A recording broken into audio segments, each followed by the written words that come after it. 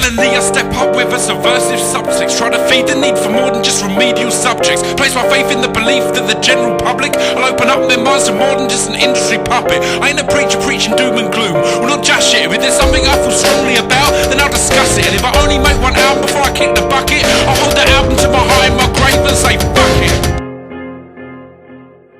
Waiting for the beat to kick in, but it never does. Waiting for my feet to grow wings that lift me above all of these tiresome things that we know and love. Waiting for the beat to kick in, but it never does. Waiting for the beat to kick in, but it never does. Waiting for my feet to grow wings that lift me above all of these tiresome things that we know and love. Waiting for the beat to kick in, but it never does. A lot of my poems and writings seem to start with me waking up or being in a dream or dreamlike state. Now, this implies a certain level of abstraction in my work. You might say I'm keeping it surreal, but I'd rather you didn't. The fact is, I sleep a lot. It's as simple as that. And I like sleeping, man. It's a nice place to be.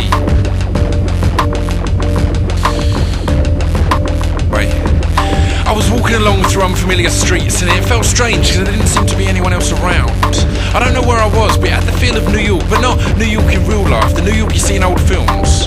I can't really explain why, it just had that vibe. Every step I took felt somehow more dramatic. So I kept walking, and down an alley behind a bar, sitting on some metal steps, I saw a man. From the look and smell of him, it was clear he enjoyed a drink, but he wasn't in such a state I felt him to be any kind of irrational threat, so I approached him with due care.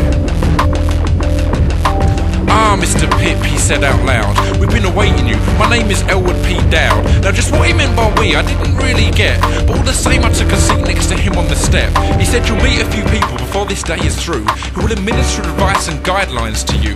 Now what each of us says, I'll tell you now is true. Whether or not you take that advice is for you to choose." At that point he acted like someone had whispered in his ear, which, since no one else was there, was pretty damn weird. Awkwardly I looked away and kinda played with my beard. He cleared his throat for a second and then said, "Listen here, in this life you can be oh so smart or oh so pleasant. For years I was smart, I recommend pleasant. Being smart can make you rich and bring respect and reverence, but the rewards of being pleasant are far more incandescent." With this information I was encouraged to walk on. I continued alone through these empty streets, thinking over what Elwood had said, but at the same time thinking about how fucking strange the day had been so far. I was in my own little world when a hand was placed on my chest, and a guy said, "Look out, there's some broken glass on the floor there." I looked up. He said, "Hi, pleased to meet you. My name is Lloyd Dobler. I'll get straight to the point, won't take too much time from you. I'm probably the youngest person you'll get advice from today, and you may think a guy my age wouldn't have anything to say, but it's said that observation, that old age brings wisdom, and I observe every single life lesson I'm given. I won't attempt to tell you about how to love or be loved, because you get a different gene each time that lantern is rubbed, but I will offer you advice on dealing with life. Its ups and its downs, its troubles and its strife. Now I'm sure you've had times you felt down and angry, you wanted to lash out, punch a wall and be manly, but the question I pose now will offer you a plan B, and maybe some peace and quiet for your friends and family. How hard is it to decide to be in a good mood, and then just be in a good mood? That's all I have to say, because it's a straight up fact. You control your emotions, it's as simple as that. He walked off then, leaving me to contemplate this brief encounter. I'd barely had time to realise I was being taught something before he was gone, and I was back on my way. On I walked, and almost immediately I spotted the next guy that couldn't be clearer. This guy was standing on the street corner pacing back and forth, skinny looking guy, leather jacket, tight jeans, retro look. I've rarely seen someone look quite so uncomfortable in their own skin, twitching, smoothing his hair back, kicking the floor, looking up and down the street. He clearly didn't enjoy waiting around, so I approached him quickly to put him out of his misery and to let him start his spiel. "Hi, my name is Billy Brown. I ain't gonna give you some quote. Instead, I'm gonna use some stuff that you wrote. Always had the feeling I could never be the villain, cause the villain in the films is always backlit. Always had the feeling I could never be the villain, cause the villain in the films is always backlit.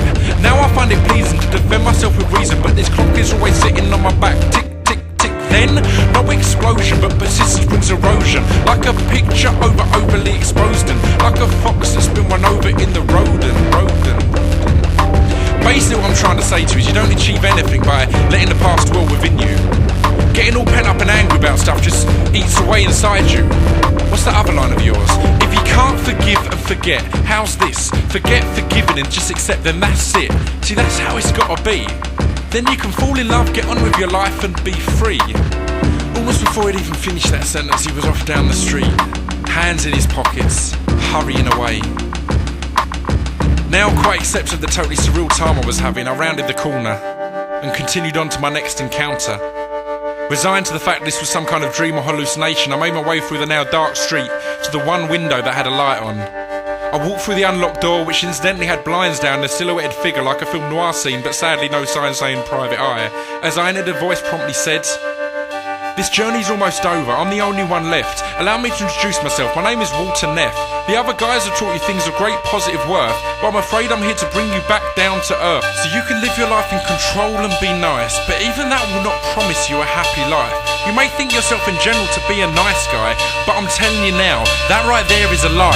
Even the nicest of guys has some nasty within them. You don't have to be backlit to be the villain. Whether it be greed, lust, or just plain vindictiveness, there's a level of malevolence inside of all of us. You can paint yourself an image and live in your own little dream, but this ain't a dream, it's one big silver screen.